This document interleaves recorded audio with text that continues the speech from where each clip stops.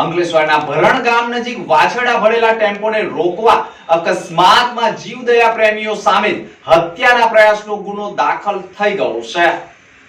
Panoli police મથકમાં ઈજાગ્રસ્ત ફરિયાદી અસલમ ગફુર મુલતાનીએ ફરિયાદ નોંધાવી છે, જેમાં તેણે આક્ષેપ કર્યા છે કે તેઓ પોતાના ટેમ્પો નંબર GJ26T1605માં ગાયોને વાછરડા ભરીને ભરણ ગામથી દીણોદ ગામ તરફ જવાના રસ્તા ઉપર જતા હતા।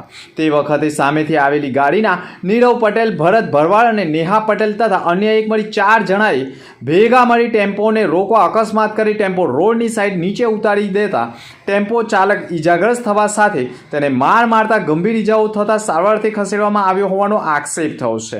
ઈજાગ્રસ્તને ધારદાર હથિયાર વડે તથા લાકડી તથા હાથ વડે માર મારવામાં આવ્યો હોય તેવો આક્ષેપ થયો છે।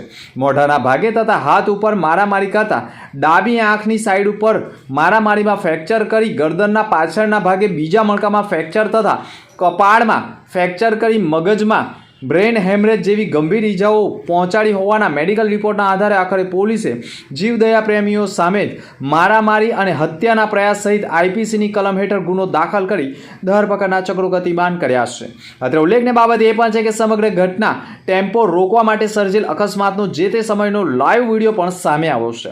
જીવદયા પ્રેમીઓએ પશુ ભરેલા ટેમ્પોને રોકવાના ભાગરૂપે અકસ્માત કર્યો હોવાનું સામે આવતા આખરે જીવદયા પ્રેમીઓ પશુઓને બચાવવા માટે અકસ્માત કરી ટેમ્પોને રોકવાના પ્રયાસ કર્યા હોવાની ચર્ચાઓએ ભારે જોર પકડ્યું છે।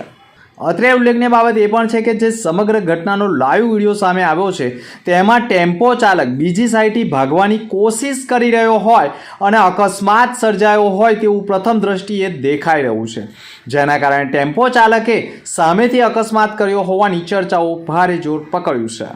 ગુલામ મોહમ્મદ હાજી મુલતાની ઘટના એવી બની હતી કે મારો ભત્રીજો જંપાથી ગાડી લઈને ટેમ્પોનો ડ્રાઈવર હતો, ગાડી લઈને નીકળી ત્યારે ગૌરક્ષકોએ મળીને તેમના પર જીવલેણ હુમલો કર્યો છે। વગેરે 10 થી 15 જણાનો એ લોકોનો ટોળો હતો, 3 ગાડીઓ હતી સાથે, એ લોકોએ હુમલો કર્યો છે। અમારો ભત્રીજો અત્યારે જયાબેન મોદી હોસ્પિટલમાં છે, પથારીબંધ છે। પોલીસ ફરિયાદ કરી છે, પણ પોલીસ અમને સરખો જવાબ નથી આપતી। અમારી માંગ છે કે કોઈ સાથે સારા વ્યક્તિને તપાસ આપે, જેથી અમે આગળ જવાનું કરીએ।